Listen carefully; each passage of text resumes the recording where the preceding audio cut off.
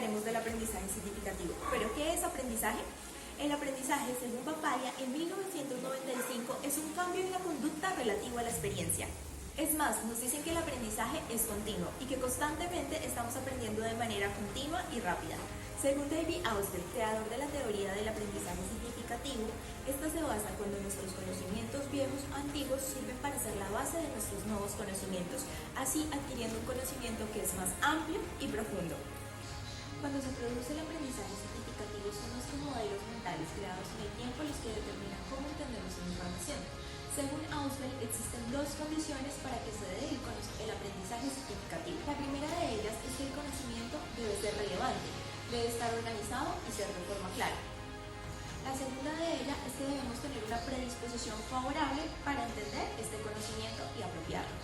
Según Ausubel, existen tres clases de aprendizaje significativo. El primero de ellos es el aprendizaje de las representaciones. Consiste cuando somos capaces de representar gráficamente una imagen y entenderla.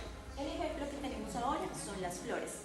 El segundo tipo de aprendizaje es aprendizaje de conceptos. Es decir, que somos capaces de interiorizar ideas abstractas, en este caso la palabra flor.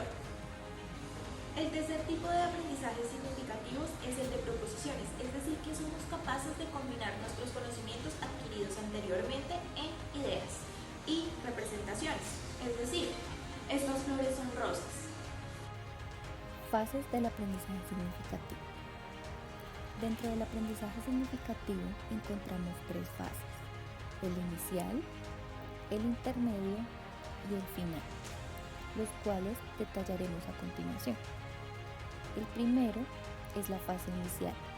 El estudiante recopila información de manera general y segmentada, es decir, que memoriza el aprendizaje por acumulación de conceptos y la información adquirida es concreta y vinculada a un contexto específico. En la segunda fase, que es la fase intermedia, el estudiante posee una comprensión más profunda de los contenidos, es decir, usa estrategias de procesamiento más sofisticados y analiza y reflexiona lo que está aprendiendo.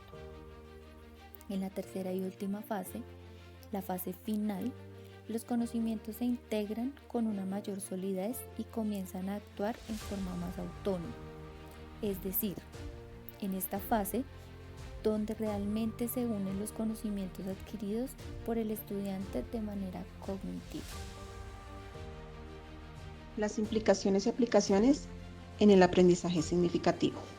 Una de las claves que Ausubel decía para todo el tema implícito y aplicaciones en el aprendizaje significativo son las siguientes. La primera es tener en cuenta el conocimiento previo. Aquí lo que busca es que el aprendizaje significativo sea relacional. Su profundidad radica en la conexión entre los nuevos contenidos y los conocimientos previos. Segundo, proporcionar activamente que logren despertar el interés del alumno. Acá ya lo que se busca a mayor interés es que el estudiante esté y estará más dispuesto a incorporar el nuevo conocimiento en su marco conceptual. Tercero, crear un clima armónico donde el alumno sienta confianza hacia el profesor.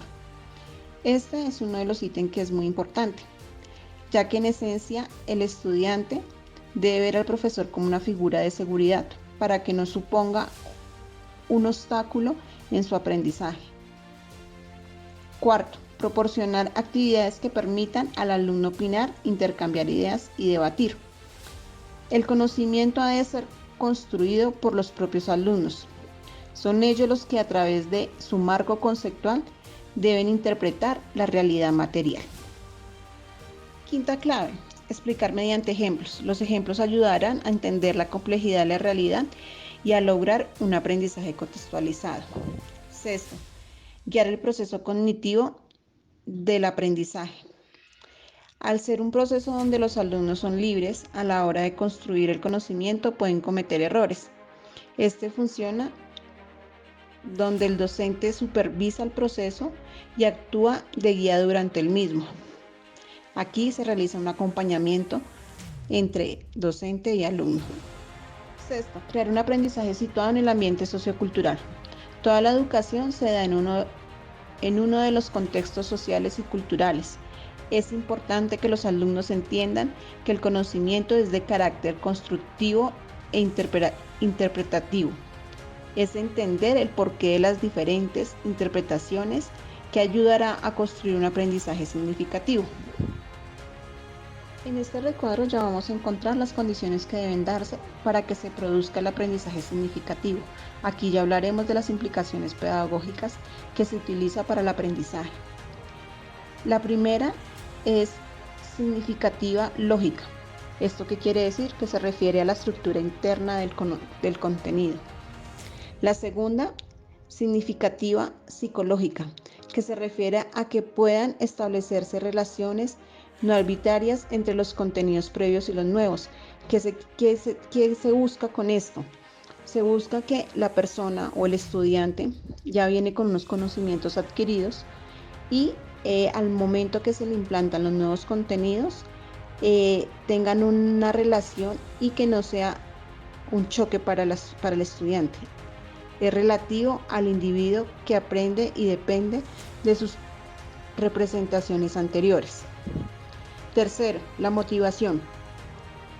Este es uno de los ítems más importantes, ya que se busca o se debe extinguir además una disposición subjetiva para el aprendizaje en el estudiante. Existen 3 tipos de necesidades: el poder, la afiliación y el logro. La intensidad de cada una de ellas varía de acuerdo a la persona y genera diversos estados motivacionales que deben ser tenidos en cuenta. Esto ya también depende del estado del estudiante al momento de poder adquirir un aprendizaje lógico. En el recuadro de implicaciones, lo que se busca es que se tengan en cuenta más y menos al momento del aprendizaje significativo. ¿Qué quiere decir esto? Que más se puede manejar un trabajo en campo, laboratorio y biblioteca, prácticas profesionales, servicio social e intercambios y aprendizaje significativo y colaborativo. Esto va más a la consulta, al análisis, a que la persona tenga y coloque en práctica todo su conocimiento, tanto el que tenía como el nuevo, y lo lleve a la realidad. Y que menos se busca, que la persona siga adquiriendo el conocimiento con exposiciones, actividades del maestro, programas rigidez en rehabilitaciones y acreditaciones, calendarios, horarios, o sea que sea más teórico y no sea tan práctico. Entonces, siempre lo que va a buscar el aprendizaje significativo es que se vaya todo a lo práctico y no tanto a lo teórico. Podemos visualizar en las aplicaciones pedagógicas, lo que busca es que el maestro debe conocer los conocimientos previos del alumno. ¿Qué quiere decir con esto? Que lo que se busca es validar qué alcance tiene el estudiante para poder asignarle nuevas tareas referente a su conocimiento. Segundo, organizar los materiales en el aula de manera lógica y jerárquica, que todo tenga una organización y todo tenga un orden. Y tercero, que el maestro debe tener y utilizar ejemplos. Siempre que se realice un tema, una explicación, se debe hacer con ejemplos. ¿Para qué? Para que el estudiante sea más receptivo a la información que se le está suministrando. Ya así, finalmente, la técnica de los mapas conceptuales desarrollada por Novan es útil para dar cuenta de las relaciones que los alumnos realizan entre conceptos y pueden ser utilizados también como organizadores previos que se busca estimular las actividades de los alumnos. Lo que busca el aprendizaje significativo es que se pueda traer todo más a la práctica y no tanto a la teoría. Ya finalizando todo el tema del contexto de las implicaciones y las aplicaciones del aprendizaje significativo, contaremos con nuestra intervención de nuestra compañera Paola Molina, que nos contará más acerca de los beneficios que tiene el aprendizaje significativo. Ahora vamos a abordar lo concerniente a las ventajas y a las desventajas de un aprendizaje significativo, partiendo de la premisa que este tipo de aprendizaje es responsabilidad de cada persona y que lo podemos aplicar no solamente en el campo educativo, sino que también es muy útil en los diferentes escenarios que podamos enfrentar día a día, ya sea en lo laboral, en lo personal, inclusive hasta en lo familiar. Una de las principales ventajas son los nuevos conocimientos. Este tipo de aprendizaje nos permite adquirirlos y relacionarlos con aquellos que ya tenemos aprendidos a través de la estructura cognitiva, y es esto precisamente lo que facilita la relación entre estos dos. Nos permite contar con información de largo plazo porque la información que ya se tiene es conjugada con la nueva y almacenada en lo que se conoce como memoria de largo plazo. Ese tipo de memoria va más allá de la etapa del olvido. Otra gran ventaja es que estamos frente a un aprendizaje personal y que únicamente se depende de los recursos cognitivos que tenga cada persona, es decir, conocimientos previos, la forma como está organizada su estructura cognitiva. Así como también es activo porque se depende de la asimilación que tenga cada persona en su proceso de aprendizaje. Ahora vamos a abordar lo concerniente a las desventajas o debilidades. Una de ellas es la motivación intrínseca, es decir, aquello que me mueve para realizar determinada acción. Y es precisamente una desventaja porque no siempre es inherente a todas las personas. No todos los temas son de interés y al ser uno de los pilares para el aprendizaje significativo, hay que hacer un mayor esfuerzo para despertar esa curiosidad intelectual y que ésta se pueda mantener. Otra desventaja es el tiempo, y es precisamente porque ese tipo de aprendizaje no es de fácil adaptación para todas las personas, por las características que ya hemos venido mencionando, lo que genera que en algunos se requiera de una mayor disposición y de un mayor esfuerzo. Muy buena tarde, continuando con la presentación de aprendizaje significativo. A continuación vamos a hablar de la importancia del mismo en la adquisición del conocimiento.